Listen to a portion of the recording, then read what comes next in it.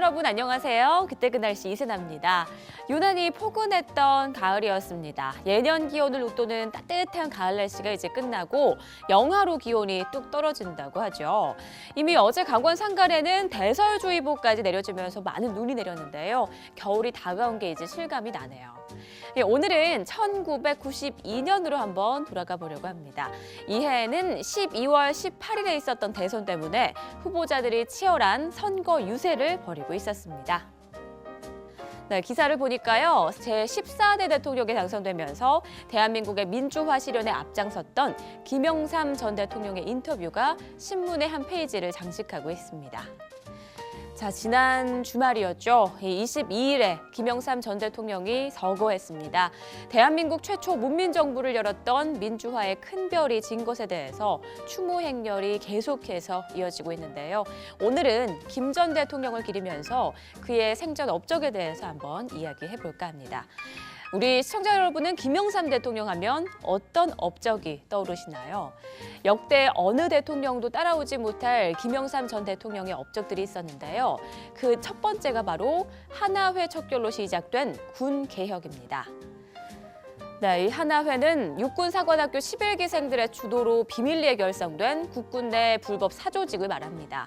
전두환 전 대통령의 집권 기반이 된 군내 사조직 이 하나회는 단순한 친목 모임이 아니라 배타적 인맥을 형성해서 요직을 독식하고 군이 공공연히 정치에 개입하는 통로로 뿌리내려왔는데요.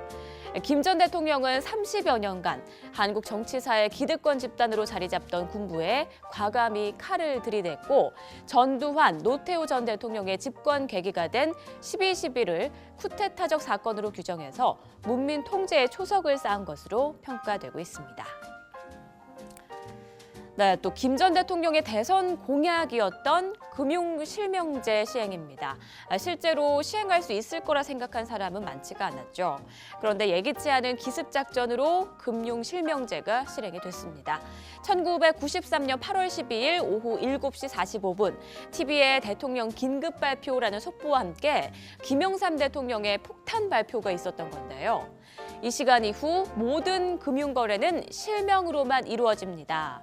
네, 앞으로 이 땅의 모든 부정부패를 원천적으로 봉쇄하기 위해서 금융실명제를 실시한다고 발표했고요. 국회에 맡겨서는 법안 통과가 불가능하다고 판단했기에 이렇게 대통령 긴급명령이라는 아주 극단적인 방법으로 밀어붙였던 거죠.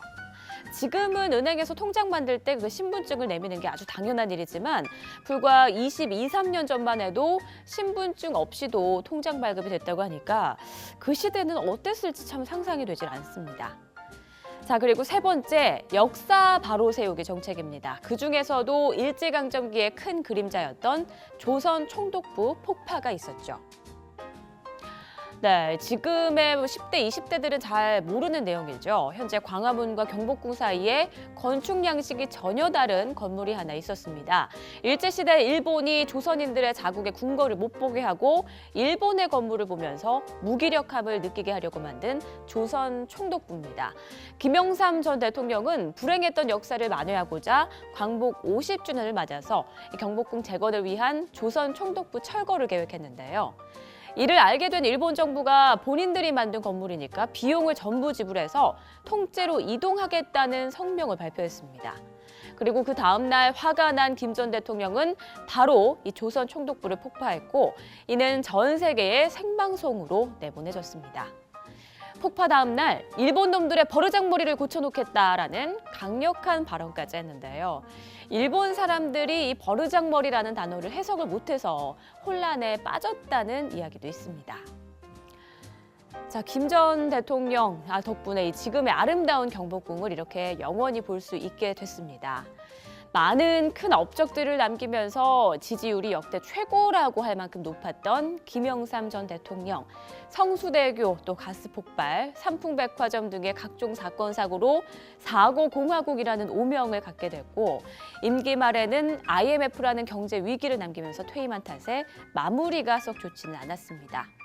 하지만 대한민국 민주화를 위해서 모든 것을 다 바쳤던 김영삼 전 대통령의 열정과 또 그 업적은 어떤 것보다도 훌륭했습니다.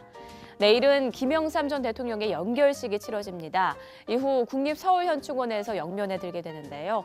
나라를 위해서 한평생 애쓰신 노고에 감사드리며 영면하시길 기도합니다. 지금까지 그때 그 날씨의 이세나였습니다.